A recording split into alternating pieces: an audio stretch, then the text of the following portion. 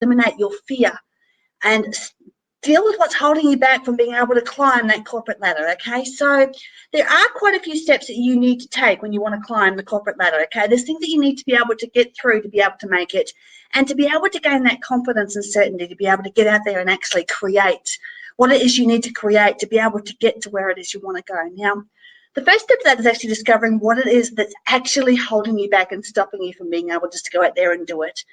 And step 2 is learning where it all stems from, where it all starts from, and how it all ends up in your unconscious mind and your conscious mind in the first place. And step 3 is having a really, really clear picture and goal of where it is that you actually want to go moving forward. And step 4 is actually finding the solution to your needs, what it is that you need. And step 5 is actually going out there and taking the action and doing the training that will actually change your world and give you the life that you've always wanted. Now, how is it that you can put all of this together? How is it that all this goes together? Well, it really depends on what it is that you actually want out of your life, okay? And actually where it is that you actually want to go in life. So I guess that's my question to you. My question to you is, that, like, what is it that you actually want? What do you want to create? How high do you want to climb the corporate ladder? And if you could have anything in your career, what would that actually be? What would that be in your career? I guess the other question is, what's actually stopping you? What's keeping you stuck? And what's forbidding you from actually getting there? You may not even be aware what it is. Now, I can remember for years being held back because I really didn't believe that I was good enough. And because I didn't believe in myself and because I didn't believe I was good enough, I wouldn't put myself out there. And I wouldn't finish projects and submit work because I thought people wouldn't like it, or me for that matter. See, I didn't trust what I produced or who I was actually good enough. And I really suffered from self-confidence, self-esteem, self-worth, and self-belief issues. And see, that is actually the number one thing stopping people from really, really going for it in life, that lack of self-belief. See, they don't trust themselves, just like I didn't trust myself. And it really is much easier just to stay in your comfort zone, isn't it? It's easy to be there because there's no risk and there's no chance of being judged or ridiculed or laughed at even. And so many people stay right there, trudging along in their mediocre lives, not ever living the life they truly dreamed of having, and then dying without fulfilling their dreams or their life purpose. But seriously, what's the point of being here if you don't do what you want to do? If we never live our true passion, if we never achieve what it is we want to achieve, if we never go where we want to go, and my parents are classic examples of that, both of them never did the things they wanted to do. And if we never have what we want to have or get to where we want to in life, well then, what is the point? Seriously. I mean, why are you even here? If you are not going to get every last drop of goodness out of the precious time we have on this planet, then why exist at all, right?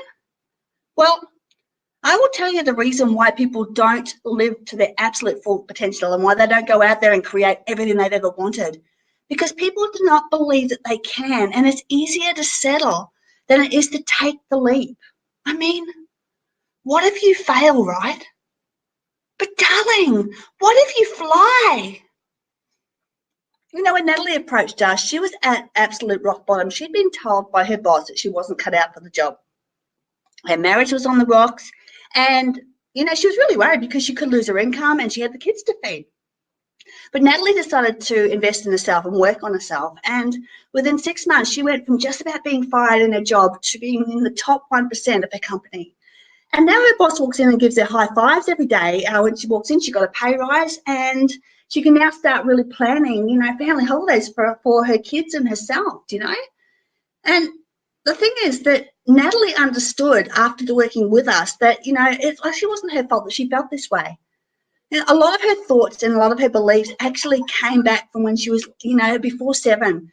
Because before the age of 7, we don't actually know what's real and what's make-believe. And so we tend to download whatever we're told as gospel. So let's just say, for example, someone told you that, you weren't good enough or you weren't worthy, and that was before the age of 7, then chances are you've downloaded that as the truth. And so your unconscious mind then spends the rest of its life trying to convince you that you really aren't good enough and showing you areas where you're not. So that right through your life, you end up believing that you're not good enough, and it stacks and stacks and stacks. But see, here's the thing, right? You may not be responsible for where it came from, but you are responsible for how you deal with it. So I guess if you're ready and you're willing to invest in you, and if you're committed, then I've got a few steps for you that you can start taking today that could make all the difference for you. All right, so step one is really having a clear picture or a goal of where it is that you want to go. Because if you don't know where you want to go, then you can't plan and make the step and take the steps you need to take to be able to get there. And you also need to have a clear idea of what is stopping you. You know, what are the fears and beliefs that are actually stopping you and holding you back? The step three is that you have to be prepared to take the action you need to take to clear them out so that you can get the results that you want. You know, I spent years and thousands of dollars, searching for the answers. And even though I grew a little bit, I could never find the answers to building the self-confidence and the self-esteem, and most importantly, that self-belief. And then I had a pushy friend once who insisted that I do NLP. And that friend turned out to be the angel I'd been searching for. See, NLP transformed my life like nothing ever before by firstly identifying what it was that stopped me and then eliminating it from my unconscious mind.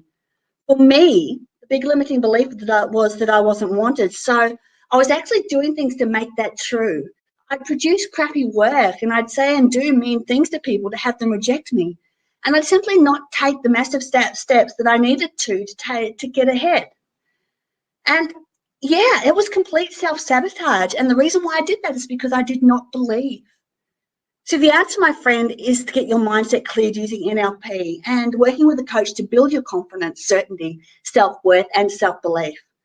Now, I get that coaching may bring up some feelings for you. Some people don't want to get a coach because they feel that people might see them as stupid or incompetent or something else. And the fact is, there is no harm. There is absolutely no harm in getting help. Where there's harm is when you know there's a problem, and when there's shame is when you know there's a problem, and you live a life less than what you wanted because you didn't reach out and get that help. See, the smart people are getting coaches. I have a coach, and I know that most of the people who are really smashing it out there have a line of coaches behind them. And it's really no different to learning to cook or take photographs. A coach is really just a teacher to teach you some skills that you do not yet possess. And that is all self-belief is too. It's just a skill. You know, you wouldn't knock anyone who went and did a course to better their skills in an area, would you? So what exactly is the difference? So do not feel bad if you don't have it yet. Just go out and get it and watch your life transform because of it. Doing NLP is by far the best move I've made in my life, and now I get to help others do exactly the same thing. The team and I at Tall Poppies Rising are helping people every day who want to climb the ladder and are upskilling so they can scale it with confidence and certainty. These days, I have all I could absolutely ask for in life. I have a beautiful home, a beautiful family, abundance in all areas of my life, and I'm now changing the lives of thousands of people as well. I have all that I could possibly desire because I made the moves to get the skills I needed for my success. And you can too, superstar. All it takes is one tiny, weeny little step. That's it, just one small movement. And remember, every journey started with just one step. All you have to do is take it and believe that you can. Good night.